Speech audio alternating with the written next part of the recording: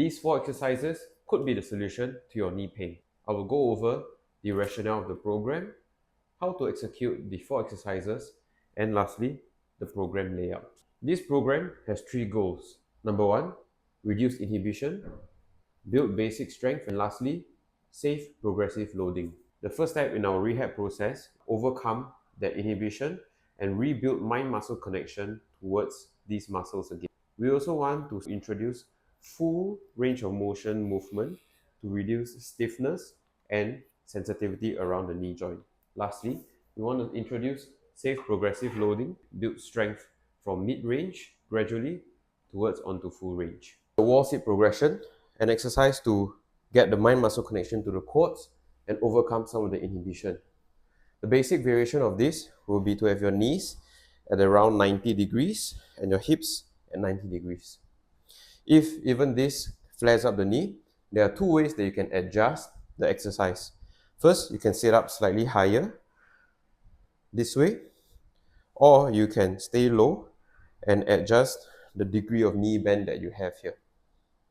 Once you are able to hold this 90-90 position for about 45 seconds, what you can do is to add weights and hold them beside you this way. Afterwards, you want to begin working towards a single leg variation. So start biasing one leg more. If I want to work on the left leg, I'm going to put the left feet closer to me and I'm going to extend my right leg up and just kind of gently tiptoe this way. If this is a bit too challenging for the knee, what you can do is sit up slightly taller and once again adjust the degree of the knee bend. So these are micro variations and progressions that you can use to gradually work you towards a full single leg wall sit this way. Foam roller hamstring bridge, an isometric exercise for the hamstrings. Start by placing the ball of your foot onto the foam roller here. Tiptoe slightly and don't let the heels drop towards the floor. Press my foot gently into the foam roller, okay, and feel an activation of the hamstrings. Keeping my lower back flat against the floor, pressure through the front of the foot. I'm going to gently lift up my bum and hold it there. So you can see how my hips are off the floor, but my lower back is still on. What you want to try and avoid is an extension throughout this way. The foam roller squat progression to introduce full range of motion and progressive loading. Place the foam roller just slightly above your bum. Walk the feet out so that you have enough space to squat all the way down. Keep your back against the foam roller, chest relatively upright, squat down as low as you can, and then drive back up. You can progress by adding weights at the side of your arms, squatting down, and then coming back up. Once you're able to squat about half your body weight for 3 sets of 12 reps, what you want to do is to start working towards a single leg variation. So, a single leg variation of the foam roller wall squat will be very close to the single leg wall sit progression. Start with the working leg closer towards you and the non-working leg just in front, supporting you slightly.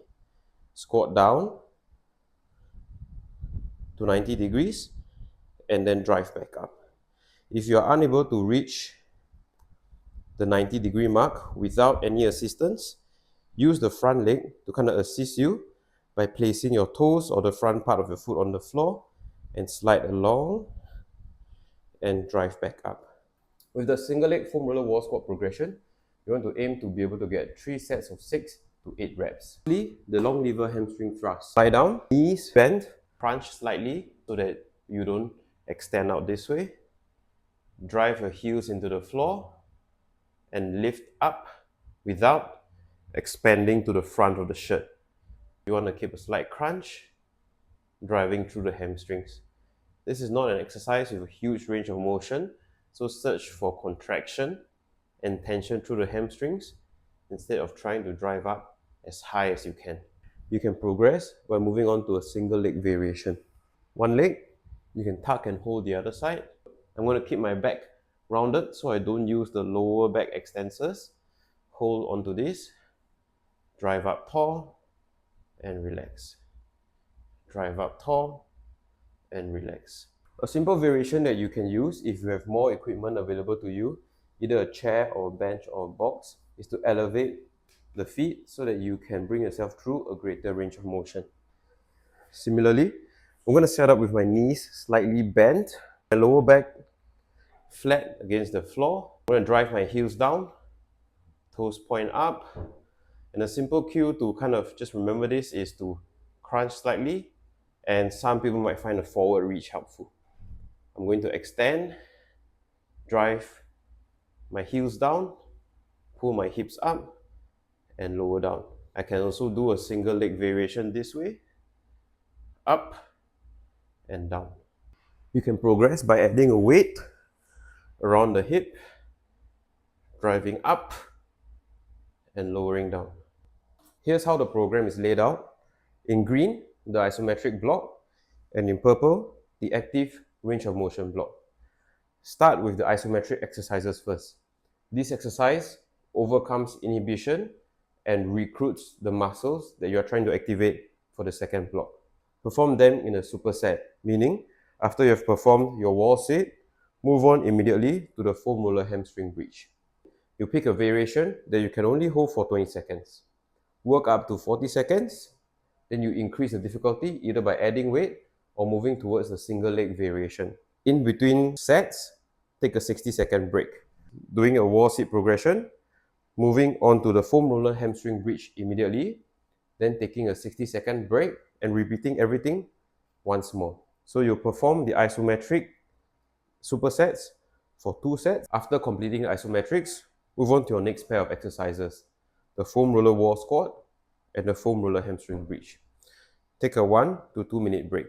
So you'll perform the squat, take a 30 to 60-second break, do the hamstring hip thrust, take a 90 to 120 seconds break, and then repeat the whole things. Either 2 sets, 10 to 15 reps if you're in the early stages or using this as a warm-up, or 3 to 4 sets at 6 to 12 repetitions if you're using this as your rehab program. In the early stages, keep the intensity lower and the volume higher. You can also use this rep range if you're using this routine as just a warm-up. If you're using this for strength or hypertrophy work, perform 3 to 4 sets at 6 to 12 reps. The last 2 or 3 reps of each set should feel challenging and you should struggle to move the weight easily.